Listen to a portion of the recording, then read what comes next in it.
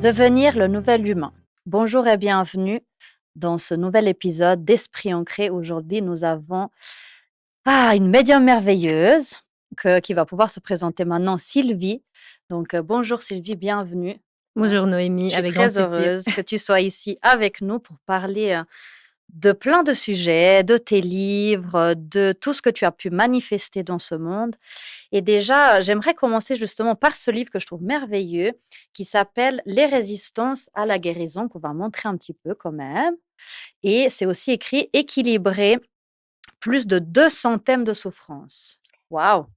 Ou ce n'est que 2 centaines, mais j'en ai identifié à peu près 5 000.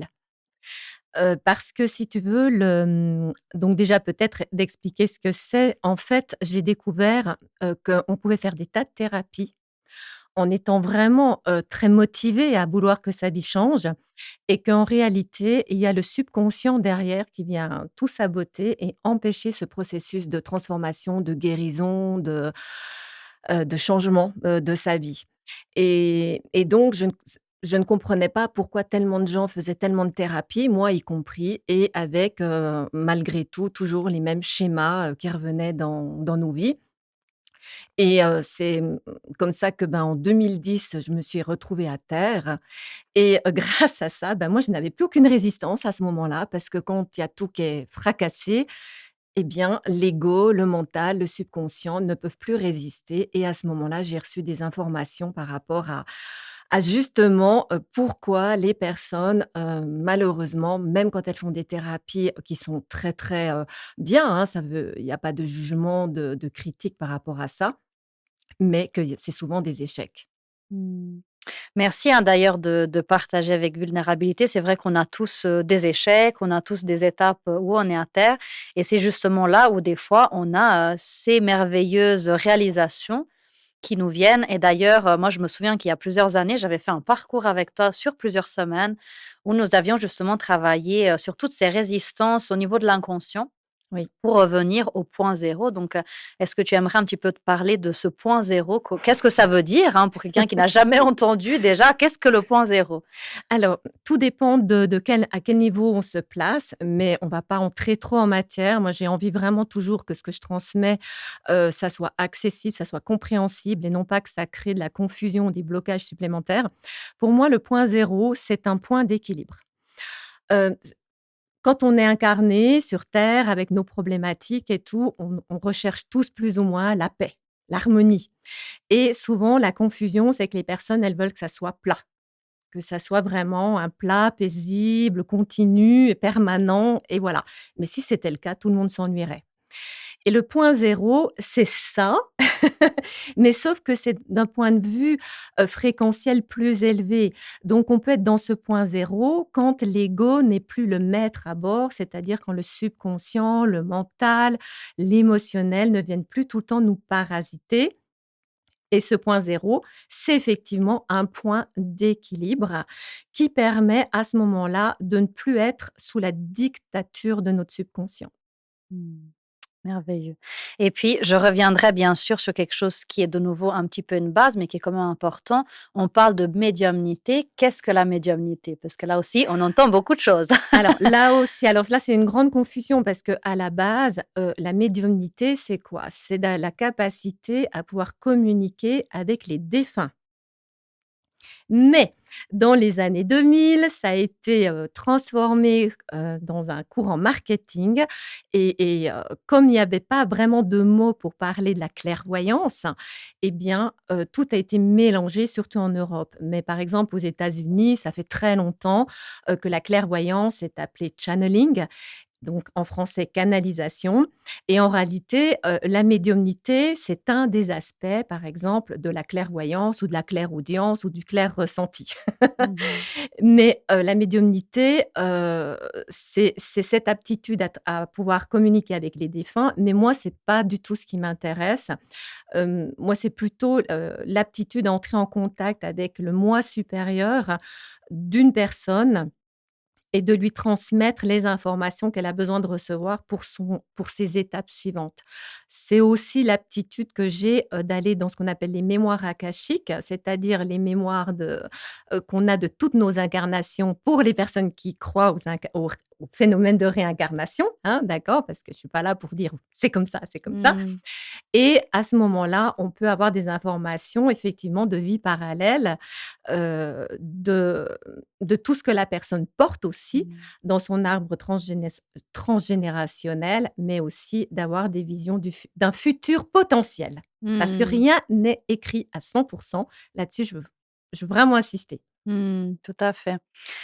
Et donc, bah, merci, hein. Je trouve que c'est très important qu'ensemble, on puisse redéfinir certains termes, certaines Oui. terminologies, parce qu'effectivement, comme tu dis, il y a souvent beaucoup de confusion, surtout dans ces mondes, impalpables, dans cette spiritualité, tu es l'ego, on entend tellement de choses et on est un petit peu perdu, hein, souvent, Oui. dans qu'est-ce que ça veut dire quoi? Et puis aussi le new age, enfin, il y a beaucoup de mouvements, hein, effectivement. Et quand quelqu'un démarre, en fait, un petit peu son parcours, disons, vers une meilleure compréhension de soi, hein, Mmh. on va peut-être dire ça comme ça, par quoi il est essentiel de commencer à ton avis? Eh bien, nous avons combien de temps devant nous? Parce que en réalité, c'est déjà, je dirais, d'aller regarder ce que l'on porte du schéma parental, puisque c'est le point de départ de la formation, d'un disque dur dans le cerveau qui va nous influencer tout le reste de notre vie. Et c'est pour ça que j'ai écrit, mes livres, justement pour pouvoir expliquer avec beaucoup d'exemples de quand on vit telle situation de schéma parental ou telle autre situation, on va développer certaines peurs, certaines croyances avec quelques petites nuances, hein, avec des fois un mot qui va différer d'une personne à l'autre. Mais concrètement, c'est là que j'ai pu identifier en tout cas 5 000, mais il y en a j'en découvre à chaque nouvelle, séance avec un nouveau ou une nouvelle patiente. Et ces croyances-là, ces peurs-là vont impacter toute la vie d'adulte. Donc je dirais que c'est la base, c'est le subconscient. D'aller Mmh. s'intéresser au subconscient, de le libérer, de le rééquilibrer, peu importe le terme qu'on va employer, mais c'est vraiment de s'occuper de ça pour pouvoir, pour ne plus être impacté par les charges émotionnelles, les charges mentales qui font qu'on est complètement limité et qu'on reproduit toujours les mêmes scénarios dans notre vie d'adulte, quoi. Mmh. Et du coup, ça fait des dizaines d'années justement que tu travailles dans ce milieu et que ce que j'apprécie beaucoup, c'est que justement ce que tu essaies de faire, d'ailleurs tu me diras si c'est juste, hein, si jamais je me trompe, mais tu essaies vraiment d'aller à la source en fait du problème, à la source de ce qui se passe et au plus vite aussi. Donc, comment, essayer en tout cas Ouais. de comme tu dis, il y a énormément de croyances, il y a énormément de charges. Comment justement, ben, essayer d'éviter finalement de faire des dizaines d'années de thérapie Mmh. sans de grands résultats ou changements concrets dans la vie de quelqu'un? Alors ça va te paraître bizarre, mais je vais te reprendre, je ne vais pas à la source, justement. Si je fais une comparaison, une métaphore, la source, ce serait la tête de la pieuvre. Donc un traumatisme, par exemple, pour un enfant, un divorce peut être extrêmement traumatisant ou un gros problème de santé à la naissance peut avoir un impact sur tout le reste de la vie, un abandon, un abus, peu importe, ça va impacter. On sait, on est conscient, on fait une thérapie, vraiment de psychologie, que ça soit psychanalyse ou peu importe et on découvre que ça et le patient ou la patiente a conscience de ça, mais ça ne résout rien. Mmh. Alors après, il y a possibilité effectivement de faire avec la kinésiologie, ça c'est très, très bien, avec, l'hypnose, il y a des tas de méthodes pour aller chercher ces traumatismes. Mais le problème, ce sont les tentacules de la pieuvre. C'est toutes les croyances qu'une personne va développer par rapport à un événement, par rapport à un traumatisme. Et moi, ce que j'ai découvert, c'est qu'en rééquilibrant, justement, ces tentacules, donc c'est, toutes les croyances, par exemple, la croyance qu'on ne peut pas compter sur l'être humain, que de Mmh. toute façon, on se fera toujours avoir ou qu'on finira toujours par se faire abandonner. Je vais rééquilibrer ça et à ce moment-là, j'ai envie de dire que la cause n'a plus aucune importance. Elle est là, mais elle n'a plus aucune incidence sur ta vie d'adulte. C'est comme Mmh. ça que moi, j'arrive, à avoir des résultats immédiats, et où il y a pas besoin de faire, 36 000 séances. Mmh. Merci pour cette précision. D'ailleurs, c'est génial cette métaphore de la pieuvre, hein, parce que pendant que tu parlais, je sentais vraiment comme, en fait, l'emprise de ce traumatisme avec ces, Oui, justement ces tentacules qui vont vraiment aller, en fait, agir dans notre vie oui. quotidienne. Alors que si on les coupe, on enlève, finalement, ça laisse juste, en fait, la centralité, mais que du coup, comme tu dis, n'a plus d'impact et du coup, ça allège, en fait, tout ça. Donc merci pour la précision. D'ailleurs, je profite aussi de présenter un autre livre qui était ton premier, si je me trompe Oui. pas, Le souffle alchimique, hein. Donc là, tu m'as dit que tu l'as refait, donc ça, c'est pas la Ça, dernière c'est la édition. première édition de 2010 et je l'ai, refait en 2018 où j'ai rajouté 100 pages parce que j'ai des personnes qui me disaient: «Mais je ne comprends pas tout». Et je me suis rendu compte qu'effectivement, quand on reçoit une méthode de soins comme moi, ça a été mon cas, en channeling justement, eh bien, pour moi, c'est évident. C'est comme Obélix, je suis tombée dedans, mais pour les personnes, s qui n'ont aucune connaissance de ce dont je parle, eh bien, il faut des bases, sur lesquelles s'appuyer qui soient vraiment compréhensibles. Donc j'ai rajouté 100 pages, ce qui fait que ce livre, il est devenu encore plus conséquent. Alors il est en auto-édition, hein, je dois dire, parce que, ben, je n'ai pas pu me faire éditer. Je n'ai trouvé personne. J'étais un peu trop avant-gardiste et après j'ai un peu laissé tomber. J'ai dit: «Bon, bah, moi je sais ce que je veux diffuser ça». C'est c'était ma première mission de vie de créer ces Mmh. livres et de les transmettre et pour moi, une fois que ça a été fait, c'est posé, allez, mission suivante, j'ai envie de dire et donc par rapport à ces livres, c'est vrai que j'ai voulu mettre énormément, énormément d'exemples de justement de ce qu'on vit pendant l'enfance et de l'impact que ça a. Parce qu'en réalité, c'est quoi le problème? C'est nous avec l'autre. En fait, on souffre quand? Quand on est en relation avec une situation ou avec l'autre. C'est rare qu'on souffre de notre relation à nous-mêmes, hein, à part si on a des aspects de nous-mêmes qu'on déteste. Donc ça, c'est encore autre chose, mais même ça, on peut le rééquilibrer et même ça, de toute façon, ça vient de comment vos parents vous ont donné le sentiment que vous étiez, un être vraiment d'une grande beauté ou au contraire, que vous étiez laid ou laide et puis qu'il fallait pas espérer grand-chose de la vie, par exemple. Mmh. Donc il faisait 800 pages, mais comme sur Amazon, on ne peut imprimer que jusqu'à 600, alors j'ai triché, j'ai fait la plus petite police que je pouvais trouver, j'ai fait les plus petites marges possibles ce qui a fait que c'était vraiment, vraiment pas agréable à lire, il faut dire ce qui est. Donc j'ai augmenté, le nombre de pages, au niveau qui est passé de 400 et quelques à oui, je crois de 300 et quelques à 400 et quelques, Mmh. je sais même plus. C'est toi qui vas vérifier et au moins comme ça, c'est plus propre, je dirais, au niveau de la présentation. Mmh. Ouais, on est à 359 là, voilà, Ça, donc c'est la première effectivement, édition et maintenant voilà. c'est à Mmh. 463, Mmh mh. si je me Mmh. souviens bien. Donc ouais, ça c'est aussi super. C'est vraiment un autre type d'ouvrage, mais qui de nouveau nous amène en fait à transformer les peurs et les croyances en amour, en Oui. respect de soi. Voilà. Alors ça, c'était la toute première, les toutes premières informations que j'ai reçues en canalisation et c'était vraiment on m'a montré, un chakra. Il faut savoir qu'on n'a pas que 7 centres énergétiques, hein. On en a dans les paumes des mains, dans les bouts des doigts, il y en a mais des dizaines et des dizaines si c'est pas plus et ce qui m'a été montré, c'est un chakra au-dessus du chakra coronal, et que c'était le chakra qui permet la transmutation énergétique justement des croyances, des peurs, des pensées, de tout ce qu'on perçoit comme négatif au niveau d'un ressenti et j'ai utilisé ça pour créer cette méthode, du souffle alchimique et donc c'est pas juste un souffle émotionnel pour apaiser le mental. Non, non, c'est vraiment de l'alchimie. On passe d'un état connu, hein, le principe de l'alchimie, c'est ça, c'est on prend un état connu, c'est-à-dire, eh bien, par exemple, un stress et on passe à un état complètement inconnu qui peut pas coexister avec le stress, c'est l'amour, l'amour de soi. Et c'est à ça que sert ce livre. Alors, il peut très bien, permettre à une personne de se rééquilibrer soi-même par rapport aux peurs. Simplement que c'est tous les jours, pendant des années, il faut être réaliste, hein, parce que c'est couche par couche par couche, mais ça permet d'accéder vraiment à des mémoires, même transgénérationnelles et même karmiques, du moment qu'on en est conscient. Si on n'en est pas conscient, eh bien, malheureusement, ça demande l'intervention de quelqu'un qui a accès à ça. Mmh. Voilà. Donc à ton avis, là, j'ai une question vraiment par rapport à l'accompagnement thérapeutique en général.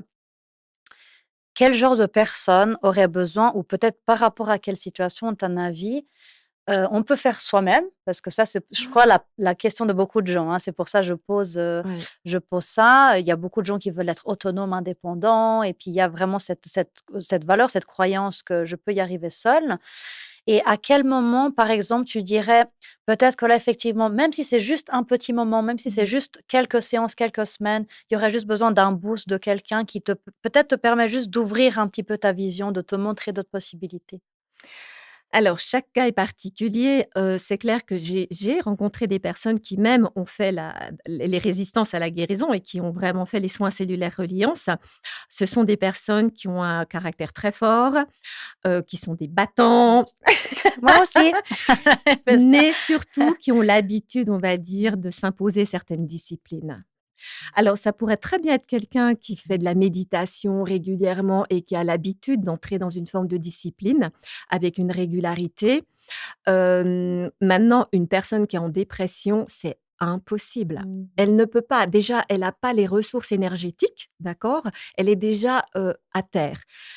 Donc, comment elle va avoir la force de faire cette introspection et de mettre en place le protocole des soins cellulaires? Elle pourrait par contre faire le soufflage chimique parce que le soufflage chimique, c'est juste un procédé. J'ai même créé, des CD, pour justement, pouvoir être guidée et au début comme ça la personne elle a juste à suivre les indications et simplement les peurs qui lui viennent spontanément et elle les rééquilibre. Mais, après il faut être réaliste, hein, c'est que c'est comme toute chose, si tu veux un changement dans ta vie, ça demande de changer tes comportements. Et tu peux pas espérer un changement radical, dans tes relations, dans ta manière d'être, en continuant à appliquer les mêmes comportements qu'avant. Donc, au niveau du souffle alchimique, c'est quelque chose qui est vraiment extraordinaire parce qu'on le ressent très vite au niveau d'un alignement et de ce point zéro. Tu me demandais tout à l'heure le point zéro, c'est quoi? C'est un sentiment de sérénité intérieure. C'est ce qu'on appelle le vide et le plein en même temps Mmh. et il y a plus de mental et il y a plus d'émotion, il y a plus de peur, vraiment. Mais de nouveau, ça ne reste pas.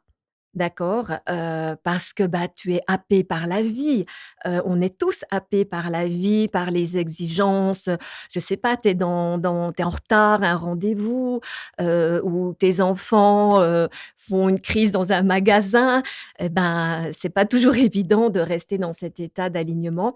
Mais par contre, plus on le fait, plus c'est facile et moins on a besoin de faire tout un protocole pour y arriver parce que autant on garde la mémoire des mauvaises choses, mais le corps garde la mémoire aussi des bonnes choses. Et donc, à un moment donné, il va intégrer cette information du point zéro et tu auras juste à y penser, hop, tu t'alignes. Voilà, là, moi, je suis alignée, c'est bon. Mmh. C'est merveilleux. D'ailleurs, je veux soutenir ce que tu dis davantage parce que, bah, c'est mon expérience aussi. Dans le sens où là, j'ai bientôt 30 ans, j'ai commencé ce chemin à 17 ans. Donc comme on de nouveau, hein, il faut plusieurs années et on le dit pas juste comme ça, on le dit vraiment parce que c'est un vrai travail. Au début, on travaille des couches qui sont plus mentales, plus de détermination et cetera. Après, on commence à rentrer plus dans un espace de cœur.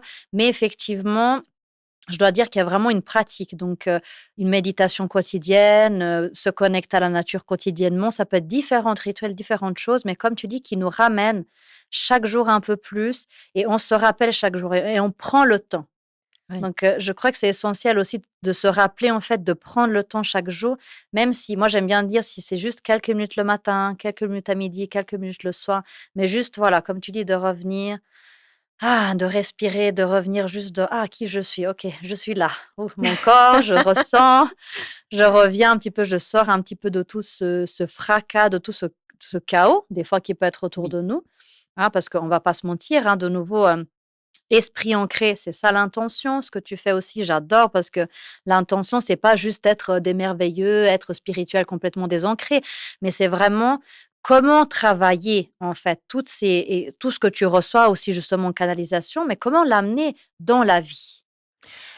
Par la régularité et par le fait de, alors ça, c'est une petite astuce que je peux donner, c'est d'imaginer que vous êtes dans une pièce de théâtre et qu'il y a, ben voilà, il y a toi et moi là, hein, on est sur une petite pièce de théâtre, mais ailleurs, il y a ton supra-moi, mon supra-moi et on papote et on s'observe. On regarde les 2 petits égos là qui papotent et on a une vision complètement distanciée émotionnellement, mentalement. Et grâce à ça, eh bien, on peut avoir une vision, élargie des relations et ne plus s'y investir d'une manière aussi intense au niveau émotionnel. Parce que les émotions, les pensées, ça c'est pas négatif en soi, tu vois? Mais il y a une réalité, comme tu l'as dit très bien, et je le dis aussi, c'est que le New Age nous a poussés à nous déconnecter. Ou alors quand il disait: «Ancrez-vous» et Dieu sait si je l'ai entendu, mais des milliers de fois: «Ancre-toi». Oui, bah, dis-moi comment faire et moi je demande que ça, de m'ancrer, mais je ne sais pas comment faire parce que moi, c'est tout ouvert en haut. Alors je fais comment? Je pense que ça doit te parler aussi et donc il y avait toujours un peu des reproches de nouveau où on nous disait: «Tu dois faire ci, tu dois faire ça», mais il y avait pas forcément le mode d'emploi, ça restait très éthéré. Donc c'est important de se dire: «On est là, point. On est là et on participe en conscience» et par moment, quand, ça bloque, OK, c'est le chaos comme tu dis autour, parce que peut-être il y a des gens qui se disputent, des gens qui se battent ou des gens qui sont extrêmement toxiques, négatifs dans leurs pensées, dans leur manière de parler. OK, moi je suis qui? Moi je suis à l'intérieur de moi. Hop, je me replace et dans cela, c'est vrai que le souffle alchimique, c'est l'idéal, d'accord? Parce qu'une fois que tu l'as inclus, au quotidien, après comme je te disais tout à l'heure, il suffit de juste mettre l'intention, je transmute et je reviens, je suis dans l'amour de qui je suis. Ça ne veut pas dire que je me déconnecte de la réalité, ça veut dire que je fais le choix de ne pas participer à un scénario, à un jeu qui ne me correspond pas. Mmh. Et d'ailleurs, j'aimerais revenir sur cette notion du choix, en fait, parce que je trouve que c'est extrêmement important. On a toujours le choix. On peut se connecter, en fait, à quelque part, à ces énergies qui sont autour de nous, ou bien on peut se dire: «Non, je décide de m'extraire de cet environnement, de vibrer plus haut, puis de vibrer autre chose», puis de voir, moi j'aime bien le la métaphore de l'aigle, donc de voir cette situation comme si j'étais un aigle qui vole en dessus et qui observe avec beaucoup de compassion, en fait, Oui, les échanges, sans les juger, sans, voilà, accuser, mais plutôt: «Ah ouais, tiens, voilà la dynamique, voilà ce qui est en train de se passer». Mais pas de nouveau pour juste se désancrer et fuir, parce que ça peut être, dans la spiritualité, on sait très bien que ça peut être justement un petit peu le et je l'ai fait aussi, c'est pour ça que je peux le dire. J'ai aussi eu, un certain temps où c'était une fuite de la réalité, mmh, de rentrer en méditation, de faire du yoga et cetera.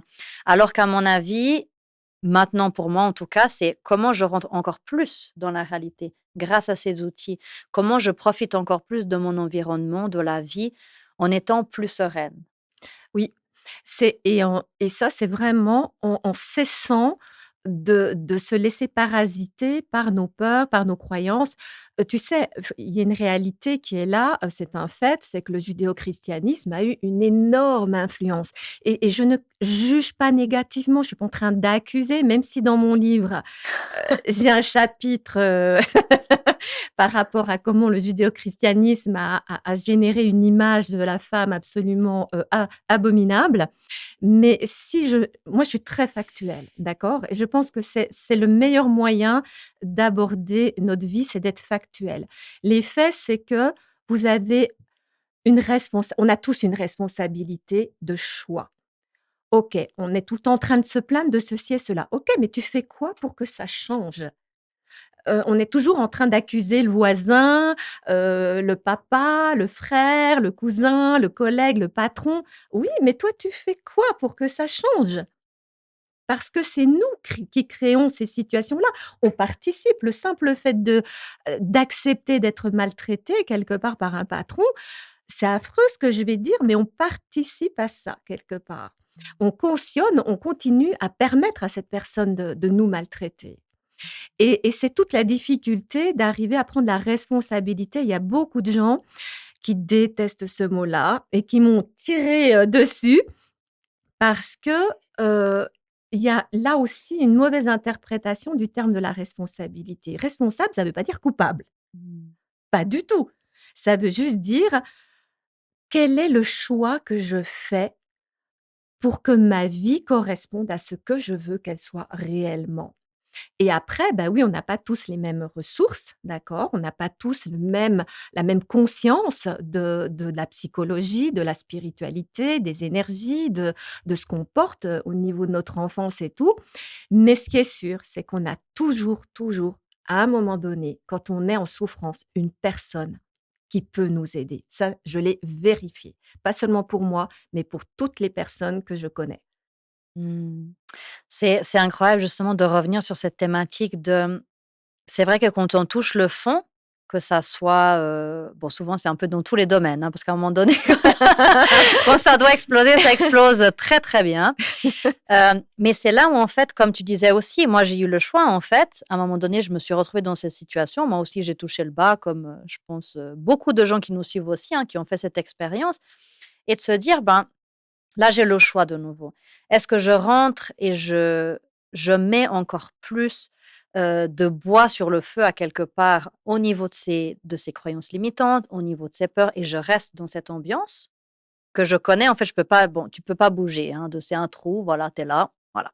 Il se passe pas grand-chose. Ou par contre, est-ce que je décide de me dire comme tu disais avant: «Bon, ben, peut-être que c'est une traversée comme ça, mais qu'est-ce que ça m'apporte? Ah, bah, du coup, peut-être, bah, ça m'ouvre à d'autres possibilités. Ça m'ouvre à recevoir des messages. Ça m'ouvre à, ouvrir, en fait, ma conscience». Parce qu'à quelque part, il nous reste que ce choix-là, d'une certaine manière. Si on veut aller de l'avant, en tout cas. Si on veut aller de l'avant. Mmh. Moi, je rebondis sur ce que tu dis parce que c'est vraiment très, très juste et j'ajouterais que toutes ces situations-là, c'est quoi? C'est du manque d'amour de soi. Parce que si on s'aime vraiment, pas seulement mentalement: je m'aime», non, tout ça, ça marche En se pas. regardant dans le miroir. Ou en essayant de se convaincre, alors qu'au fond de nous, il y a un aspect physique qu'on supporte pas, d'accord? Donc à partir de là ou qu'on a un compagnon ou une compagne qui nous ramène toujours à: «Non, tu n'es pas parfaite et je peux pas t'aimer parce que tu n'es pas parfaite», eh bien, ça, c'est le manque d'amour de soi, c'est la blessure de tout, quoi et c'est ça l'état à retrouver avant de pouvoir aller plus loin. Mais c'est déjà rien que ça, c'est déjà un chemin.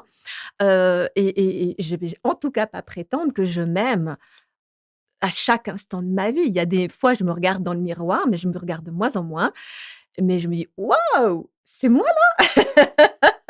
et puis d'autres moments, je dis: «Ah ouais? Ah OK». Mais tout ça, ça reste dans l'ego, d'accord? Mais ce qui est important, c'est justement d'être de plus en plus dans cette conscience que on n'est jamais seul. Alors je sais, on l'a entendu encore et encore et encore, mais réellement, quand on a ce souhait que notre vie change et qu'on trouve que c'est pas normal de souffrir, que c'est pas normal d'être malade, que c'est pas normal d'être maltraité, eh bien, je vous garantis que c'est soit votre meilleur ami qui vous dira: «Mais écoute, moi j'ai une adresse» ou alors vous allez ouvrir un magazine et il y aura un article sur une méthode thérapeutique qui vous direz: «Oh, mais c'est exactement ça» et c'est ça qui est magique parce que une fois qu'on se distancie justement de l'ego et tu parlais en tout début d'entretien de tuer l'ego, mais non, il n'est pas question de tuer qui que ce soit ou quoi que ce soit en nous, mais juste de lui redonner sa juste place. C'est pas lui le maître à bord, c'est notre soi divin, notre soi supérieur et plus on s'abandonne à ça et moins on va expérimenter le chaos, les conflits, les disputes parce qu'on n'a plus besoin d'entrer dans ces jeux-là. Comme je te disais avant, on ne participe plus. C'est ça notre responsabilité. Je fais le choix OK, je suis là, je suis spectatrice, je suis témoin, mais où est-ce que je veux placer mon énergie et où est-ce que je veux me focaliser pour avoir une belle vie et que pour ceux que j'aime aussi aient une meilleure vie? Bah, c'est pas en nourrissant tout le temps, mon mental avec, des médias qui m'annoncent que des horreurs. Enfin ça, c'est mon choix, c'est ma vision. Je dis pas que c'est la vérité, mais c'est la mienne. Mmh. En tout cas, j'aimerais vraiment revenir et souligner parce que je trouve que c'est tellement essentiel cette notion vraiment de responsabilité où on co-crée, on participe et je sais que c'est difficile au début, comme tu disais, de comprendre cette notion et moi aussi ça m'a pris du temps, j'avoue. Mais on sort complètement de ce rôle de victime lorsqu'on est responsable. Oui. On n'a pas le choix, en fait. On doit sortir de ce rôle de victimisation, de «il m'a fait ci, ils m'ont fait ça, ils m'ont dit ci, il s'est passé ça» et vraiment remettre un peu ce focus, hein, comme j'aime bien l'appeler, mais vraiment à l'intérieur et dire de mon côté et je trouve que là, on reprend son pouvoir aussi. Oui. On reprend pleinement son pouvoir en disant: «Mais en fait, Noémie, si vraiment tu es honnête avec toi», parce que c'est ça, hein, le discours qu'il faut avoir avec si vraiment tu es honnête avec toi-même, qu'est-ce qui s'est passé dans cette relation? Qu'est-ce que tu as accepté? Qu'est-ce que Mmh. tu as toléré? Est-ce que peut-être il y a des fois où tu as pas réussi à dire non? Est-ce que peut-être des fois les oui que tu disais, eh ben, tu étais pas tellement convaincu de la chose? Est-ce que réellement tu as vécu tes valeurs dans ces Mmh. échanges? Est-ce que vraiment tu as réussi à exprimer ta voix? Moi, c'était beaucoup ça, hein. C'était, justement sortir de ce rôle de victime par le passé dans certaines relations. C'était aussi me rendre compte, bah, en fait, j'étais pas en train d'exprimer ma vérité. Mmh. En tout cas, je l'incarnais pas pleinement ou je la disais, mais c'est un tout petit peu, mais voilà, je juste à peine, hein, mais je rentrais pas vraiment en ancrage en mode: «Non, ça, c'est ma vérité, c'est comme ça que c'est pour moi et quoi qu'il arrive et quoi qu'il se passe, j'ai besoin de me respecter» Mmh. et d'ailleurs, je te remercie parce que toi, tu m'as vraiment amené cette notion d'amour et tu m'as dit: «D'abord, la première chose, c'est le respect de Oui. soi» et vraiment, tu m'avais dit: «Travaille sur le respect de toi parce que automatiquement, l'amour de toi va venir, en fait, de Oui, ce respect de toi». absolument. En fait, il est impossible de dissocier le respect de soi et l'amour de soi. L'amour de soi inconditionnel n'existe pas encore, d'accord? On n'est pas capable, de s'aimer à 100 24 heures sur 24 parce qu'on est tout le temps aspiré par, des environnements qui font qu'à un moment donné, quelqu'un te coupe la route et puis tu vas sortir un un vilain mot ou que tu vas casser ton talon en courant alors que tu es déjà en retard et puis qu'il pleut et puis tu vois, tu te stresses. Mais une fois qu'on est vraiment dans le respect de qui on vit de moins en moins ce genre de situation. C'est ça qui est extraordinaire parce qu'on on a une fréquence en soi. Comment t'expliquer? Quelqu'un qui, toi, probablement toi, tu ne t'exprimais pas parce que tu avais peur de t'exprimer, d'accord? Eh bien, toutes les personnes qui ont peur, eh bien, elles vont manifester des personnes qui vont être en correspondance avec cette fréquence de la peur. Donc une personne qui a peur de pas être aimée ou une personne qui a peur de s'exprimer, eh bien, elle va attirer des abuseurs qui vont, les maintenir bien petits, pour que voilà, ça corresponde, à ce que la personne, elle connaît, voilà, du manque d'amour de soi. Mais une fois qu'on se respecte, eh bien, ça veut dire qu'on s'aime et si on s'aime, on ne peut que se respecter et là encore, c'est cette notion de responsabilité de se dire: «Mais moi, quel choix de vie je Mmh. fais? Est-ce que j'ai envie de m'aimer ou est-ce que je vais tout le temps donner le pouvoir à l'extérieur de définir ma valeur?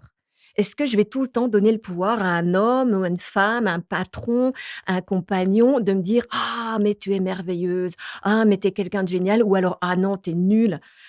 Mais non, c'est soi et l'exemple que tu donnes, c'est tellement courant, mais moi j'ai été comme ça aussi, hein, jusqu'à ce que je me le prenne vraiment et que j'arrête de me considérer comme le pauvre petit Calimero victime. Oui, j'ai été victime comme énormément de personnes, mais il y a un moment donné, on n'est plus victime. On est adulte, responsable. Mais c'est notre choix que de continuer à vouloir rester victime et à ce moment-là, on peut se poser une question qui dérange beaucoup de monde, c'est pourquoi je reste dans ce rôle de victime? Qu'est-ce que ça m'apporte? Et ça, c'est très compliqué à regarder en face, mais quand on ose le regarder en face, on comprend. Et à ce Mmh. moment-là, comme tu dis, on peut décider en maître de sa vie de prendre la responsabilité de ne plus être une victime et d'être maître souverain de sa vie. Mmh. Et à ce moment-là, on sera quasiment plus jamais victime, hein. C'est parce qu'on le verra, on si on est dans le respect de soi et l'amour de soi, on peut pas être victime, c'est pas Mmh. possible. À part, voilà, s'il y a un accident, voilà, ça c'est Mmh. encore autre chose. Ouais. Mais c'est vrai qu'on verra, venir à des kilomètres la Oui, situation, c'est ça, hein. oui, On va être de absolument. plus en plus clairvoyant, de plus en Oui. plus ressentir aussi, non seulement le potentiel, parce que je pense que ça, c'est un petit peu le problème de beaucoup de personnes très empathiques, hein. Oui. Donc, j'ai vécu, voilà, de nouveau par expérience, que parfois, on voit tellement de potentiel, on voit tellement de beauté, on se met tellement à la place de l'autre, on a tellement de compassion qu'on croit que les autres sont comme nous. Et donc ça peut être un peu le piège Oui. justement des personnes empathiques que de finalement, projeter cette bonté à quelque part sur l'autre, ce cœur ouvert, cet esprit ouvert et en fait s'attendre à quelque part que, bah, si je donne, à un moment donné, je vais aussi recevoir la même chose Mmh. et donc de nouveau, hein, moi j'aime bien dire que quand on a un très grand cœur et bah, on a plus à protéger finalement et du coup, c'est là où il y Ouais. a toute une notion en fait, comme tu disais, de respect, d'amour de soi. On arrive un petit peu vers la fin de cette discussion merveilleuse. Alors, je voulais savoir si tu avais peut-être une dernière thématique, un dernier commentaire, un dernier conseil que tu sens du cœur que tu as vraiment envie de partager. Oui et bah, je vais rebondir sur ce que tu dis, c'est que n'oubliez pas que si vous avez vécu des traumas pendant l'enfance, la personne que vous rencontrez aussi. Donc forcément, elle va avoir des comportements qui ne seront pas logiques, qui ne seront pas forcément respectueux, parce qu'elle aussi a un cerveau programmé avec des peurs, avec des croyances qu'elle va projeter sur vous. Donc c'est pas vous la victime, c'est simplement le programme de l'autre qui vient rencontrer votre programme et c'est ça qu'il faut identifier et après vous n'aurez plus besoin de vivre ce genre de choses. Mmh. Merci infiniment pour ta présence, Sylvie. Si les gens qui nous écoutent ont envie de te contacter, peut-être en savoir plus sur qui tu es, tes ateliers, tes soins, comment est-ce qu'ils peuvent te contacter? Alors, j'ai mon site internet qui s'appelle lenouvelhumain.com, donc le nouvel humain en un seul mot. Je fais régulièrement des ateliers, j'ai aussi un canal WhatsApp gratuit, où les personnes peuvent s'inscrire, c'est anonyme et tous les jours quasiment, je fais des interventions. Les personnes peuvent poser une question, j'y réponds d'une manière globale, même si c'est une question personnelle. Parfois, je réponds aussi de manière privée et moi, je n'envoie plus du tout d'emails. Ça m'enquiquine d'en recevoir, donc j'ai fait une projection, en me disant: «Ben, probablement que ma clientèle aussi». Donc je fais toutes mes nouveautés, tous mes ateliers, toutes mes interventions sont aussi sur ce canal gratuit et ce que j'aime justement, c'est que, ben, c'est personnalisé. Il y a vraiment des liens qui se créent avec ma clientèle, alors qu'avec les emails de marketing, enfin voilà, c'est juste on envoie et puis c'est tout et ça j'aime pas. Merci infiniment. D'ailleurs, ben, je vous rappelle, hein, le souffle alchimique et les résistances à la guérison, hein, que vous pouvez commander un petit peu partout, hein, j'imagine, ou Non, seulement sur le site, seul justement? ben, alors, Voilà. merci pour cette question. En fait, c'est sur Amazon, hein, je fais en auto-édition et sinon, c'est possible de l'acquérir sur mon site, en PDF et puis je voulais juste apporter une petite précision, c'est que tout ce que je fais quasiment, c'est, soit, en présentiel, si on m'invite à différents endroits, je peux organiser et sinon c'est tout à distance, par Zoom. Voilà. Mmh. Merci encore alors, et merci d'ailleurs d'apporter tous ces outils, gratuitement et je sais que tu y mets beaucoup de passion et Mmh. beaucoup de soin, hein, dans tes vocaux, dans tout ce que tu envoies aux gens et je trouve merveilleux que tu mettes aussi beaucoup de un peu pour tout le monde, voilà. Oui. Vraiment, que tu puisses en fait partager toutes ces connaissances donc, bah, merci pour ton travail que tu fais pour cette humanité, hein, qui est quand même extraordinaire Merci. et merci à vous d'avoir été avec nous et on vous dit à rester jusqu'à la fin et surtout regardez la partie 2 parce qu'il y aura des petites surprises dans la partie 2 avec Sylvie. Merci infiniment et au prochain épisode.